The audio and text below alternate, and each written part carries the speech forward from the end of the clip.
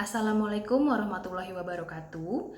Perkenalkan, kami dari kelompok Erick Thohir. Di sini ada saya Siska Rahmayanti, kemudian ada dua rekan saya yaitu Taskia Rahma dan Amelia Asmara Chandra. Kami di sini telah menganalisa menggunakan metode survei kepada 10 sampai 20 orang tentang bagaimana sosok Erick Thohir di mata mereka. Pertanyaan-pertanyaan yang kami sampaikan kepada para surveyor adalah seputar brand awareness, perceived quality, brand association, dan brand loyalty.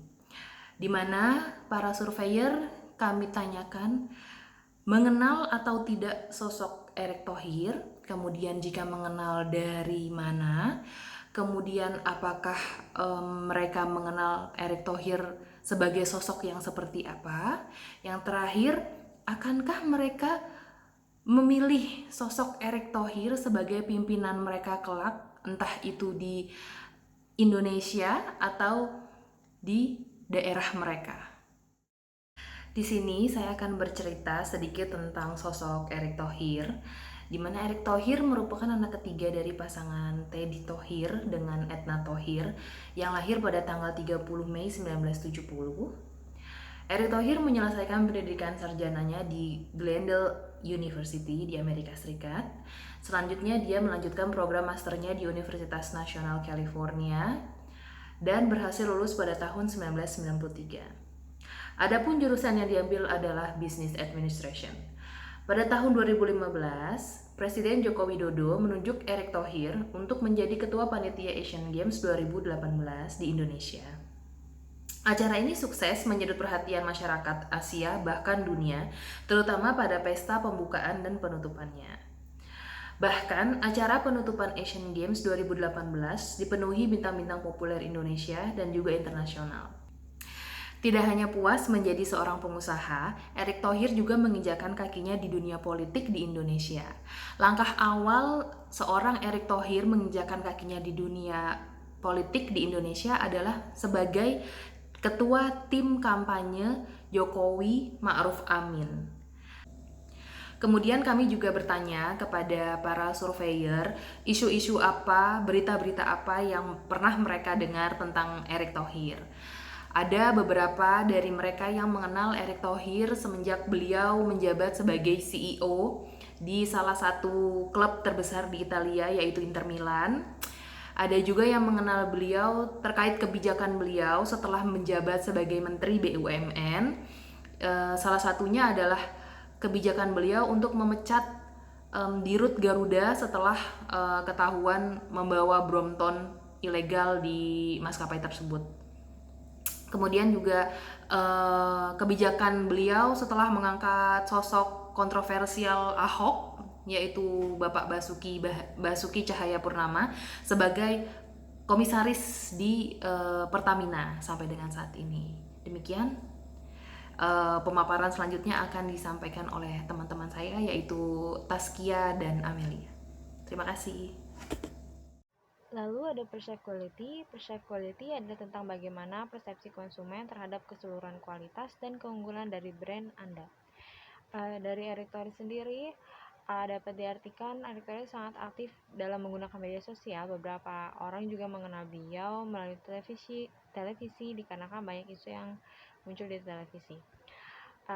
Isu-isu yang paling banyak diketahui oleh masyarakat, isu-isu yang paling banyak dijawab melalui data kuesioner kami, yaitu isu melalui penggratisan toilet umum dan isu mengenai Garuda Indonesia. Dari data kuesioner menilai bahwa kualitas Erick Thohir sudah sangat bagus dalam menjalankan tugas menjadi Menteri BUMN. Dari salah satu isunya yaitu mengenai sangat disayangkan toilet umum di SPBU itu berbayar dikarenakan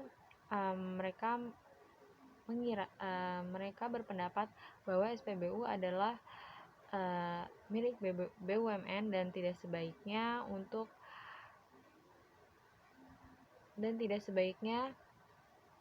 menjadi toilet berbayar. Lalu ada brand association. Brand association sendiri adalah tahapan yang berkaitan dengan ingatan konsumen mengenai brand Anda.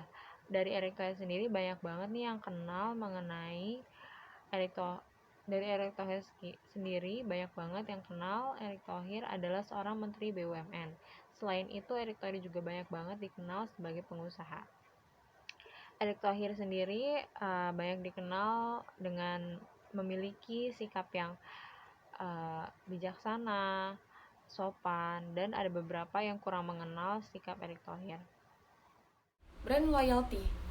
Menteri Badan Usaha Milik Negara atau BUMN Erick Thohir unggul dalam sejumlah survei politik.